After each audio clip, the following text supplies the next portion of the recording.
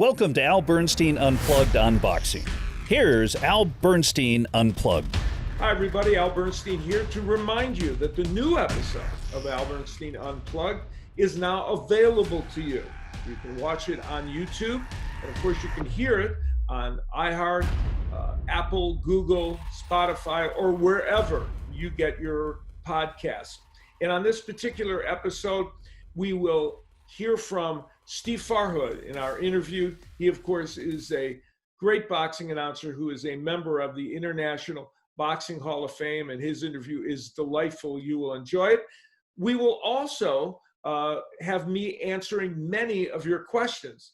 And every week I do a flashback on the show in which I look back at great memories I've had in the sport of boxing. And on this show, here's what that flashback looks like. For this flashback, I go back to December 7th, 1989, when Roberto Duran was fighting Sugar Ray Leonard for the third time. It was the opening of the Mirage in Las Vegas.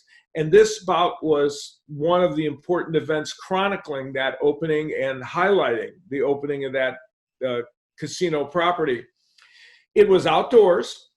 They created an outdoor arena, much like the ones that had been created at Caesar's Palace in the year and in the Hilton in years leading up to that.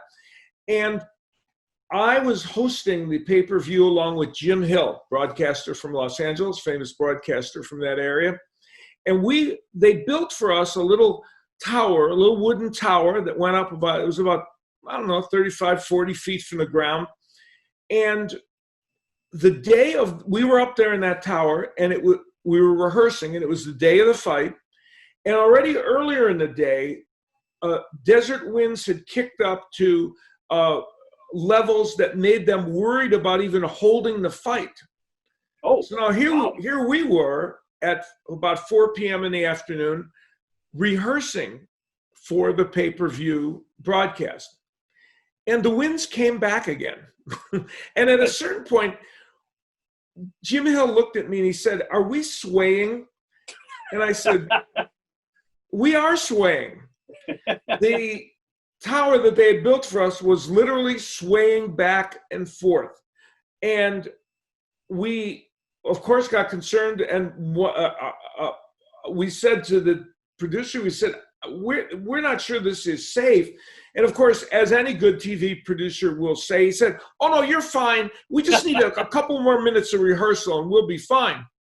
So as the winds kept picking up and we kept swaying back and forth, the gentleman that was our stage manager uttered this famous phrase. He said, "If we're going to die up here," he said, "at least we're going to die doing a Roberto Duran Sugar Ray Leonard fight." Which, had some logic to it, I guess. In any case, finally, Jim Hill and I looked at each other and we said, "No, I think we're done up here." And we told the producer, "We're coming down." We came down, and when we came down and looked up at that tower, it was literally going back and forth like 5, 6, 7 feet at a time. We were very happy about our decision, and they found us a site that was a lot safer to do the hosting from.